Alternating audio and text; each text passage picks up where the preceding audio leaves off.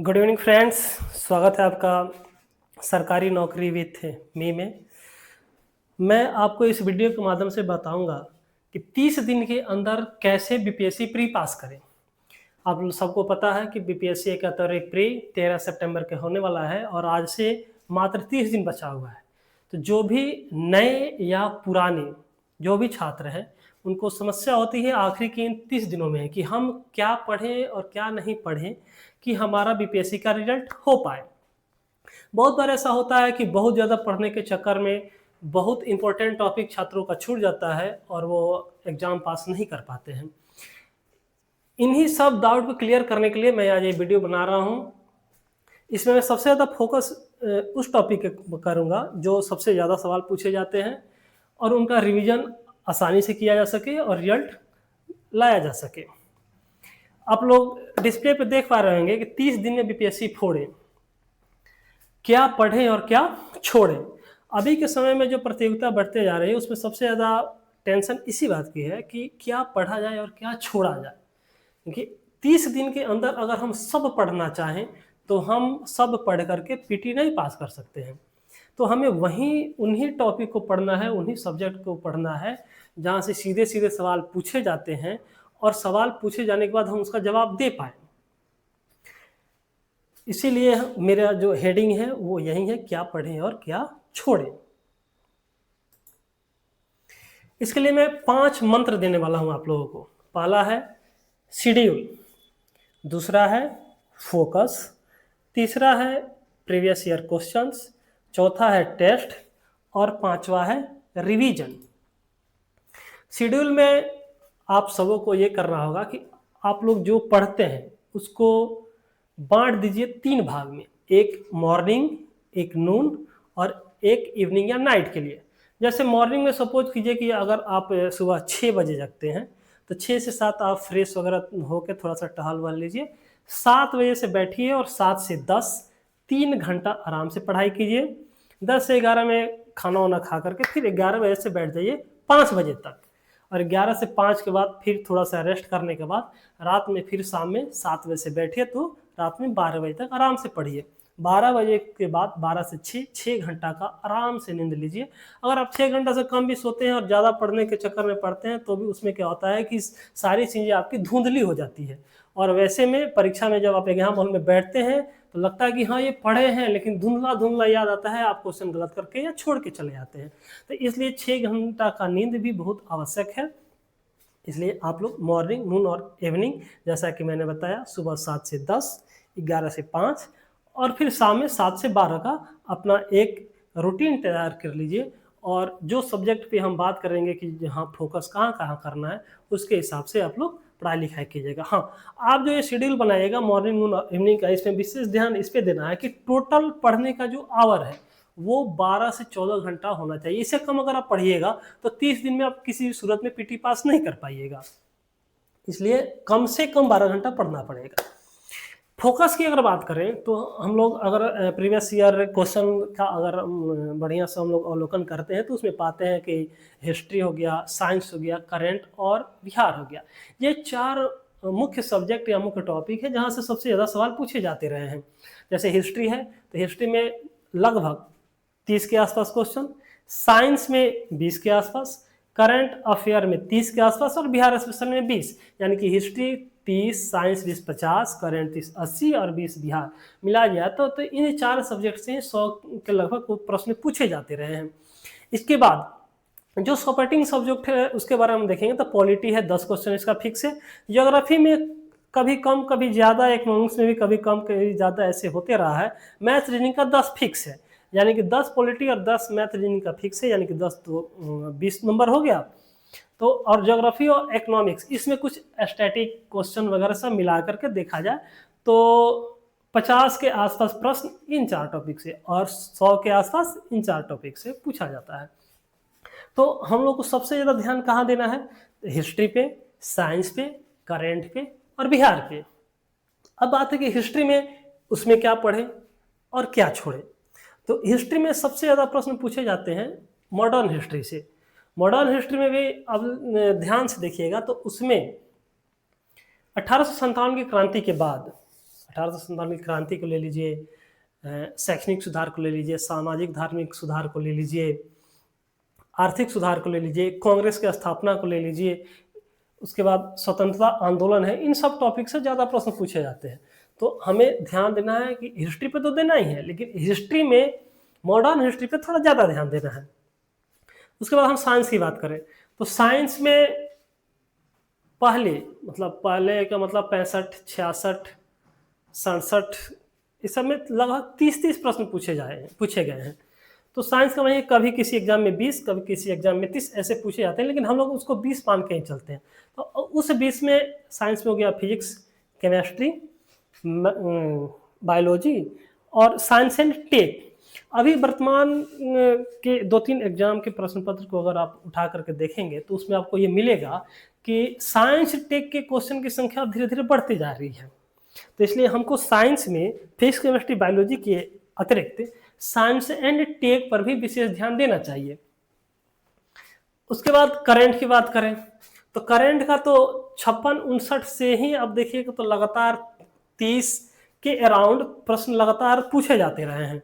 तो हमें current affair पे विशेष ध्यान देना पड़ेगा, क्योंकि हम बहुत सारे ऐसे अपने मित्रों को जानते हैं कि जिनका सारा सब्जेक्ट ठीक है, लेकिन करंट में लापरवाही के कारण वो एक आध नंबर से उनका प्री छूट जाता है। तो आप लोग बिल्कुल इस प्रकार की गलती नहीं करें, करंट को हल्के में नहीं लें। करंट अफेयर में आप अगर बुक सजेशन की बात करें तो हम उसके लिए अलग से वीडियो बनाएंगे सारे सब्जेक्ट वाइज कि हाँ जैसे हिस्ट्री के लिए कौन सा बुक पढ़े, साइंस के लिए, करंट के लिए, बिहार के लिए क्या पढ़े, तो उसमें हम आपको डिटेल्स में बताएंगे। फिर हम आगे बढ़ते हैं बिहार की तरफ। तो बिहार स्पेशल है कि जैसे हिस्ट्री में ले लीजिए तो हिस्ट्री का कुछ क्वेश्चन लगता है कि है बिहार स्पेशल का है, या बिहार स्पेशल का कुछ क्वेश्चन लगता है कि हिस्ट्री का है। इसलिए हम उन सब को छोड़ करके हम केवल 20 क्वेश्चन ही मान के चलते हैं कि बिहार से पूछा जाता है। क्योंकि हिस्ट्री में अगर पूछे बिहार की विधानसभा की स्थापना कब हुई तो हम उसे हिस्ट्री में नहीं मानते, बिहार स्पेशल में मानते हैं। तो हम केवल उन्हीं 20 क्वेश्चनों को इसमें ले रहे हैं जिसका सीधा संबंध बिहार से है। और बहुत सारे ऐसे छात्र हैं या एस्पायरेंट हैं जो आ करके यहीं बिहार स्पेशल में फंस जाते हैं। विशेष करके दिल्ली वाले जो भी छात्र हैं वो जब बीपीएससी देने के लिए आते हैं तो बाकी सारे सब्जेक्ट पे उनका पकड़ रहता है, लेकिन वो सोचते हैं कि बिहार स्पेशल क्या है, हम 1-2 दिन में 1-2 घंटा में ऐसे रिवीजन करके दे देंगे तो काम मेरा चल जाएगा, लेकिन वो यहाँ आकर के फंस जाते हैं। तो वो गलती हमें नहीं करना है। हमें बिहार स्पेशल को भी उतना ही वेटेज देना है जितना हिस्ट्री, साइंस और करेंट को देना है। बिहार स्पेशल को उसका जो हिस्ट्री है, उसका जो ज्योग्राफी है, उसका जो पॉलिटी है, अभी सरकार का जो भी पॉलिसी है बिहार के विकास को लेकर के, महिला को लेकर के, युवा को लेकर के, रोजगार के लिए, किसान के लिए, उन सब पे थोड़ा विशेष फोकस दे करके उसको भी करना है। हाँ, जब इन 4 टॉपिक को आप अपने शेड्यूल में अगर समाहित कर लेने के बाद जब इसको पढ़ लेते हैं, उसके बाद जो समय आपके पास बचता है उसमें सबसे पहले आप चले आइए मैथ और रीजनिंग पे। मैथ और रीजनिंग के लिए आपको विशेष कुछ नहीं करना है, केवल और केवल प्रीवियस ईयर क्वेश्चन उठाना है। उसमें मैथ और रीजनिंग के क्या सवाल पूछे गए हैं उनके संबंधित टॉपिक को एक दिन में एक टॉपिक भी आप करके चलिएगा तो 30 दिन में 30 टॉपिक हो जाएगा।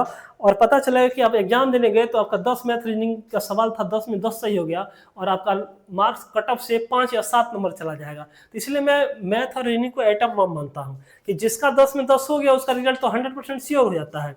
लेकिन लोग क्या करते हैं कि मैथ और रीजनिंग को छोड़ के चलते हैं, सोचते हैं कि चले वहाँ तो बना ही देंगे, वहाँ जाने के बाद वो 2, 3, 4, 5 मैक्सिमम 6 तक जाके फंस जाते हैं। 3-4 मैथ रीजनिंग नहीं बन पाता है उनसे और वो 1-1.5-2 नंबर से उनका रिजल्ट छूट जाता है। मैथ रीजनिंग के बाद हम बात करेंगे पॉलिटी पे। पॉलिटी का 10 क्वेश्चन फिक्स है और आप उस 10 क्वेश्चन को जब देखिएगा तो उसमें केवल 67th में जो एग्जाम कैंसिल हुआ था उसमें 11 पॉलिटी का प्रश्न पूछा गया था। तो उसमें अब देखिएगा तो वो थोड़ा सा टफ था। केवल उसको अगर छोड़ के चला जाए तो 56-59 से लेकर के 70 तक के अगर पॉलिटी के क्वेश्चन को देखा जाए तो मुझे लगता है कि अगर थोड़ा सा एफर्ट, थोड़ा सा का मतलब अगर आप प्रतिदिन पॉलिटी पे आधा घंटा या 40 मिनट भी दे के या 30 दिन तक अगर चलते हैं तो वो कवर हो जाएगा और आपको उसमें 10 से 10 नंबर मिल जाएगा। ज्योग्राफी और इकोनॉमिक्स में क्या है कि ज्योग्राफी का सवाल कभी 5, कभी 10, कभी 15, कभी 20। इकोनॉमिक्स में भी वैसे ही, मतलब ज्योग्राफी और इकोनॉमिक्स में क्या है कि कभी ज्योग्राफी का प्रश्न ज़्यादा आ गया तो इकोनॉमिक्स का कम, कभी इकोनॉमिक्स का ज़्यादा आ गया तो ज्योग्राफी का कम हो जाता है। तो इसलिए मैं तो कहूँगा कि अभी इन 30 दिनों में प्रीवियस ईयर ज्योग्राफी और इकोनॉमिक्स के प्रश्न को देखने के अतिरिक्त ज़्यादा इस पर एफर्ट लगाने की जरूरत नहीं है। हाँ, इकोनॉमिक्स में क्या है कि हम करंट पढ़ेंगे ही, तो उसमें हम बजट देखेंगे ही, आर्थिक संरक्षण देखेंगे ही, सरकार की जो योजनाएं हैं हम उसको करके जाएंगे ही, तो उसी से हमारा काम चल सकता है। फिर अब हम आते हैं अगले स्लाइड पे, से है प्रीवियस ईयर क्वेश्चन के बारे में। तो बहुत सारे छात्रों का क्वेरी रहता है कि प्रीवियस ईयर क्वेश्चन को क्या देखना चाहिए या नहीं देखना चाहिए। तो मेरा सजेशन है कि प्रीवियस ईयर क्वेश्चन को 100% देख के जाना चाहिए। जब तक आप प्रीवियस ईयर क्वेश्चन को नहीं देखेंगे किसी भी परीक्षा में आप बैठे, तो आपका पास होने का संभावना बहुत कम रहेगा, क्योंकि आप उस एग्जाम के ट्रेंड को नहीं समझ पाइएगा कि हाँ इसमें प्रश्न क्या पूछे जाते हैं, इसका जवाब क्या होगा। इसलिए मेरा यह सजेशन है कि आप प्रीवियस ईयर क्वेश्चन को जरूर देखें, सब्जेक्ट वाइज देख लें, उसमें भी आप टॉपिक वाइज देख लें, उसके आंसर जो है उसको भी बढ़िया से रट लें। वैसे आप जाइएगा प्रीवियस ईयर क्वेश्चन करके, तो मेरा अनुभव ये रहा है कि लगभग मान के चलिए कि 30 प्रश्न डायरेक्ट या इनडायरेक्ट प्रीवियस ईयर क्वेश्चन से लड़ते हैं हर साल। तो आप सोचिए कि अगर 150 में आपको 30 नंबर तो प्रीवियस ईयर क्वेश्चन से आपको सीधे सीधे मिल गया, उसमें आपको समय भी कम लगेगा, आप 100% उसमें स्कोर कर लीजिएगा। बचा 120 में आप बढ़िया अगर एफर्ट लगाते हैं, अगर उसमें 60% प्लस अगर आप ला लेते हैं, तो आपका 120 में 60 और इधर से 30 90, यानी कि आप कट ऑफ के पास आसानी से पहुंच सकते हैं। लेकिन सोचिए अगर आप प्रीवियस ईयर क्वेश्चन नहीं करके जाते हैं, तो उस 30 में से भी अगर आपका 20-22 सही हो और उधर 60 हो, तो आपके रिजल्ट आने की संभावना तो ऐसे ही बहुत कम हो जाएगी। इसलिए मेरा सजेशन है प्रीवियस ईयर क्वेश्चन को जरूर देखें। हाँ, किस साल से किस साल तक देखें, तो 56-59 से लेकर के 70 तक देखें। अब आप लोगों का सवाल होगा कि 56-59 तो बहुत पहले हुआ था, ट्रेंड बहुत चेंज हो गया, तो फिर वो देखने के लिए क्यों कह रहे हैं। तो मैं इसीलिए कह रहा हूँ कि 56-59 का जब आप सवाल देखिएगा, तो उसके ठीक अगले साल 60-62 में आपको जो पैटर्न चेंज हुआ वो आप देखिएगा, तो आपको अनुमान लगा पाइएगा आप कि हाँ कैसे परिवर्तन हुआ, क्या परिवर्तन हुआ। फिर 63, 64, 65, 66, 67 देखते आइएगा, तो लगभग उसमें थोड़ी बहुत समानता रही है। फिर आप आइएगा 60 में, तो आपको लगेगा कि हाँ इसमें कुछ बदलाव हुए हैं, 69 में भी कुछ बदलाव हुए हैं। फिर 70 में आइएगा तो लगेगा कि अरे ये क्या हो गया। तो जब आप 56-59 से लेकर के 70 तक की चीज़ों को जब आप देखेंगे, प्रश्नों का जब आप बढ़िया से अध्ययन करेंगे, तो आप पाएंगे कि हाँ जो क्वेश्चन सेट करने वाला है उसके दिमाग में क्या चल रहा है, वो किन टॉपिक से होकर गुजर रहा है, हमको क्या करना चाहिए, किन प्रश्नों को बढ़िया से पढ़ के जाना चाहिए, ये प्रश्न बार बार आ रहे हैं तो क्यों आ रहे हैं, अब आखिर बच्चे यहाँ क्यों गलती कर रहे हैं। तो वो सब देख के जाइएगा, तो परीक्षा में आप आसानी से अगर वो प्रश्न दोबारा पूछे जाते हैं तो आप उसको सही करके आइएगा, आपका रिजल्ट कोई रोक नहीं पाएगा। फिर हम बात करते हैं टेस्ट सीरीज पे कि टेस्ट देना चाहिए या टेस्ट नहीं देना चाहिए। टेस्ट देना चाहिए तो टेस्ट कितना देना चाहिए। तो मेरा सजेशन इसमें यह है कि टेस्ट देना चाहिए, लेकिन बहुत सारे छात्रों को देखते हैं कि वो दिन में 1-2 टेस्ट ऐसे करके देते हैं। लेकिन मेरा सजेशन है कि आप सप्ताह में केवल 1 या ज़्यादा से ज़्यादा 2 टेस्ट लगाएं। जो भी टेस्ट लगाएं उसका एनालिसिस जरूर करें। अगर आप सप्ताह में 1 या 2 टेस्ट से ज़्यादा टेस्ट लगा रहे हैं तो आप एनालिसिस नहीं कर पाइएगा, और जब एनालिसिस नहीं कर पाइएगा तो टेस्ट देने का कोई मतलब रहा नहीं, क्योंकि जो प्रश्न से पूछेंगे वो तो परीक्षा में आने वाला है नहीं। वो आपके ब्रेन का एक टेस्ट है कि हाँ आप 2 घंटा में 150 प्रश्न को बनाने में आप क्या एफर्ट लगा रहे हैं, कितना आप सही कर पा रहे हैं, कितना गलत हो पा रहा है। एनालिसिस में जाने के बाद आप देखते हैं कि ओह मेरा क्यों गलत हो गया है, मैंने तो इस चीज़ को पढ़ा था, फिर यहाँ क्यों गलत हो गया। अब आप झूठ मूठ का ऐसे डेली टेस्ट लगा रहे हैं, एनालिसिस नहीं कर रहे हैं, तो कोई फायदा नहीं है। आपको तो नंबर आ रहा है, आपको लग रहा है कि अच्छे मैंने 150 का टेस्ट दिया था, इसमें 90 आ गया, इसमें 95 आ गया, इसमें ऐसे आ गया। लेकिन वहाँ परीक्षा हॉल के अंदर जो प्रश्न पत्र आपके हाथ से मिलता है वो, और आप कहीं अपने घर पे या किसी कोचिंग में बैठ कर टेस्ट पेपर लगा रहे हैं, वो उसमें बहुत अंतर होता है। परीक्षा हॉल में जो प्रश्न मिलता है हो सकता है कि बहुत इजी हो, लेकिन वहाँ जो प्रेशर होता है उसमें नंबर लाना बहुत कठिन काम होता है।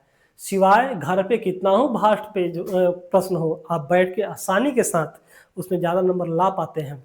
इसलिए मेरा सजेशन है वीक में एक ज़्यादा से ज़्यादा 2 टेस्ट लगाइए और जो भी टेस्ट लगाइए उसका एनालिसिस जरूर कीजिए। नेक्स्ट स्लाइड में हम देखते हैं रिवीजन के बारे में। तो रिवीजन में जो भी हॉट टॉपिक्स है, hot topics in the sense कि जो आप प्रीवियस ईयर क्वेश्चन के जब पढ़े होंगे तो उसमें आपको लगा होगा कि नहीं, जैसे बॉल को ले लीजिए कि हाँ बॉल से तो सवाल हमेशा आते रहा है, जैन से आते रहा है, उसके बाद स्वतंत्रता आंदोलन से आते रहा है। तो आप उन टॉपिक को, जिन टॉपिक से बार बार प्रश्नों की पुनरावृत्ति हो रही है, उसको एकदम रट जाइए कि वहाँ जाने के बाद प्रश्न पढ़े और उसको आसानी से 5 सेकंड में उसका उत्तर दिए और आगे बढ़े कि आपका प्रश्न गलत होने का चांस ही नहीं बचे।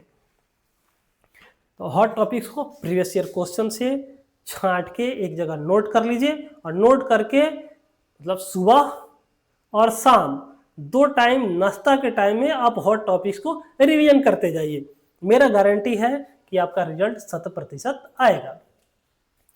नेक्स्ट है थकना नहीं है, क्योंकि मैंने 12 से 14 घंटा का दे दिया है कि हाँ शेड्यूल बनाना है 12 से 14 घंटा और 30 दिन पढ़ना है। तो बहुत सारे ऐसे छात्र हैं जिनको लगेगा अरे बाप रे 12 से 14 घंटा कैसे पढ़ पाएंगे, लेकिन हकीकत यही है कि जो उससे कम पढ़ते हैं उनका रिजल्ट नहीं आता है। बाकी रिजल्ट आने के बाद तो कोई आकर के मीडिया के सामने या कैमरे पे कोई बोलता है कि मैं तो 5 ही घंटा पढ़ता था, मैं तो 2 ही किताब पढ़ता था, मैं तो कोई किसी कोचिंग में गया नहीं, मैंने किसी से गाइडेंस नहीं लिया। तो इन सब सवालों से अभी आपको दूर रहना है। एकदम रूटीन बना करके जो आपका रूटीन है उसको फॉलो करना है 100% और बैठ के डेली 12 से 14 घंटा जरूर पढ़ना है। नहीं पढ़िएगा रिजल्ट नहीं आएगा। बहुत बहुत धन्यवाद आप लोगों का। इस वीडियो को लाइक कीजिए, सब्सक्राइब कीजिए, अपने दोस्तों के पास शेयर कीजिए और वीडियो कैसा लगा कमेंट में जरूर बताइएगा। विषयवार जिन छात्रों को भी विषयवार किसी प्रकार की कोई परेशानी हो तो वो कमेंट जरूर करें कि हाँ इस टॉपिक पे एक वीडियो बना दीजिए, तो उस टॉपिक पे वीडियो बनाया जाएगा। जो मैं तरीका आप लोगों को पढ़ने के लिए बताया हूँ इसी तरीका को मैंने फॉलो भी किया था और मैं 65, 66, 67, 68, 69 और 70 इतना पीटी मैंने पास किया है। मेंस मैंने 65, 66, 67 और 70 का मैंने मेंस दिया है और अभी पोस्टेड हूँ। मैं अपना अनुभव आप लोगों के साथ शेयर किया हूँ। बहुत बहुत एक धन्यवाद।